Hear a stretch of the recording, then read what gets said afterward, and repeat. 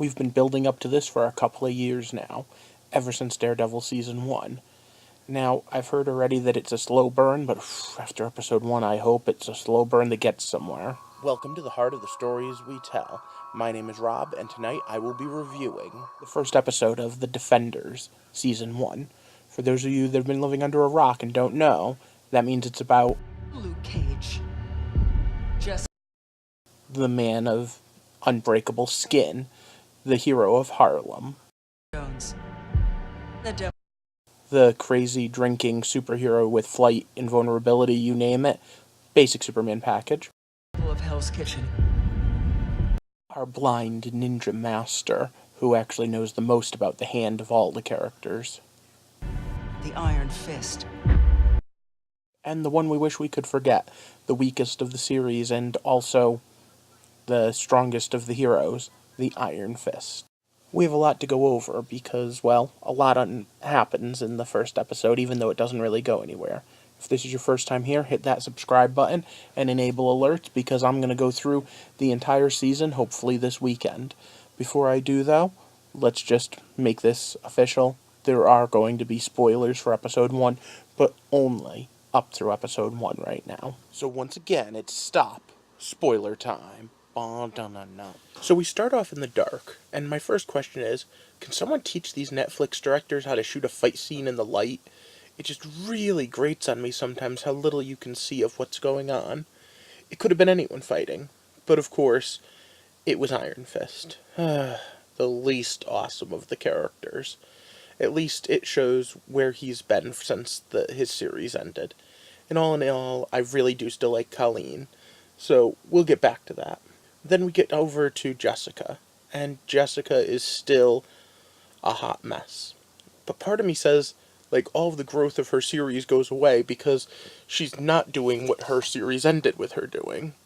I hope that that gets better. From there we move on to the prison where Luke Cage is being held. And you know what?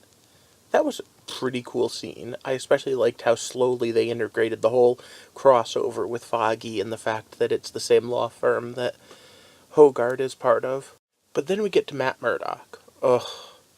Alright, first of all, I guess he hasn't been being Daredevil. Second of all, I guess that he hasn't really been doing much, except being a lawyer. But then they have this case about this kid who was crippled, and this great analogy with the fact that the two of them are both disabled, and this great interaction, and all I can say is, I get the feeling I'd rather watch that law case being done than what's been going on in this episode so far. And then we're back to Iron Fist, and he's having nightmares. And first of all, I think that he looks the part. And second of all, I don't give that series as much shit as a lot of people do.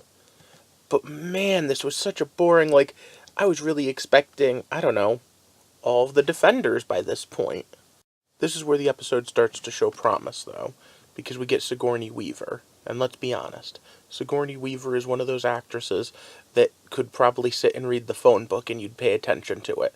She has a presence and a charisma, and even when she's not given the best work, she can just drive it home and make it interesting. However, even her scene makes me wonder what sort of pletitis she's dying of, because let's be honest, low red blood cell count plus full organ failure isn't exactly a normal thing to be dying of.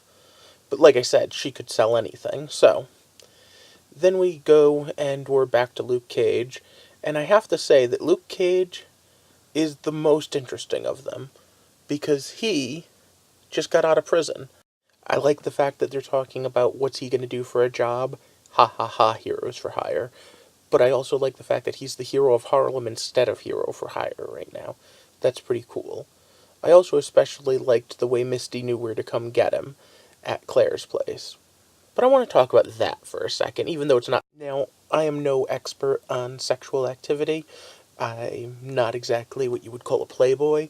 But at the end of the day, I often wonder when I watch shows like this, what sort of sex do you have where you end up with your pants still on when the act is over and the woman still has her bra on? I mean, did they just be like, ooh, you just saw me naked, let me cover up right away? Now, before you start typing away in the comments, I realize they're trying to keep it somewhat PG to PG-13. But seriously, why have that scene if you're gonna make it so weird and unrealistic.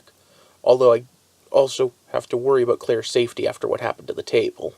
But Missy and Luke going for a walk was interesting, with her telling him what's going on and gave us a nice plot dump.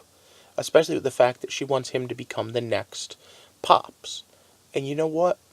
If it were anyone else, I would agree. My problem is when you have someone with super strength and invulnerable skin, maybe being the heart of the town is a little bit of a less than everything he could do. But then we cut back to Daredevil, and you know what? Him and Karen was kinda cool, but him and the priest was awesome. It just makes me want to see Daredevil Season 4 even more. I want you to think about this for a second. All of the great themes, all of the great symbolism of this episode, all rested entirely on Matt Murdock, not even Daredevil. And I loved the fact that they used a great way to remind us who Elektra was and the fact that Elektra is still part of Matt's life. Gee, I wonder who the chick with the sword was that was super fast at the beginning fighting Iron Fist. But I guess now's a good time to mention the name of the episode. The name of the episode is the H word. Jessica is the first one to say that phrase, so you get the feeling that's where the name comes from. Don't say the H word. You're a hero. Luke has a great scene where he says, "Hero is your word, not mine." And of course, we have the fact that Daredevil, entirely, is fighting against being the hero. But I want you to think about this for a second. Realistically, there's a lot of heroes in New York right now. Spider-Man, Iron Man, I guess the Devil of Hell's Kitchen is kind of down for the count, but Iron Fist, Luke Cage, Jessica Jones. And at the end of the day, New York's probably the worst possible city for the Hand to attack. To be fair, that is also true in the comics. So, at the end there's this earthquake, and all of these disasters are going off. And you kind of have to figure out what's going on. But, there's this whole moment when the camera spins around Matt Murdock, and once again I'm left wondering, was this all a build-up for Daredevil this episode? Was everything just getting Matt back in that cowl?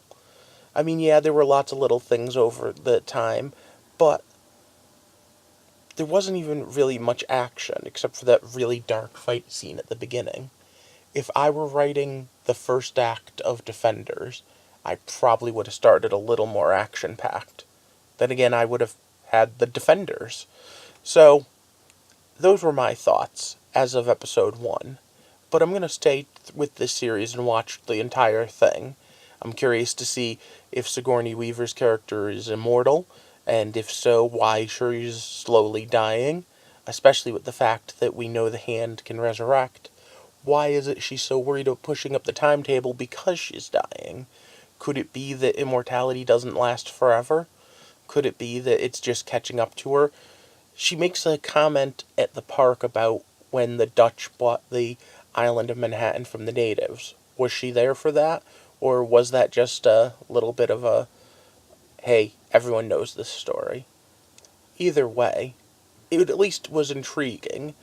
They've introduced the villain, they've introduced the heroes, even if I think they could have done a slightly better job at making this episode interesting. They at least have me held.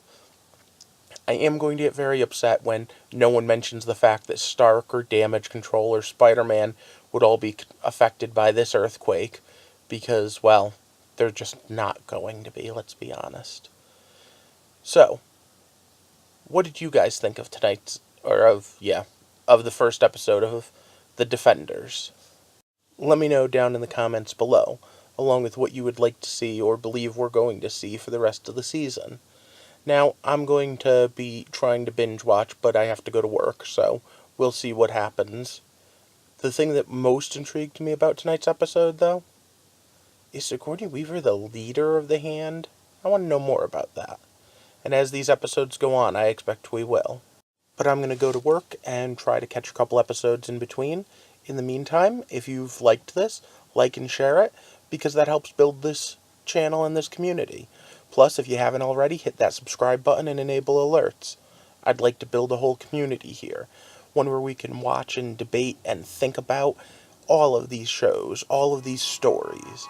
And of course, I'm going to be covering the rest of Defenders and the rest of the Netflix series. So for now, I hope you have a good day, and thank you for walking with me through the heart of the story of the first episode of Defenders.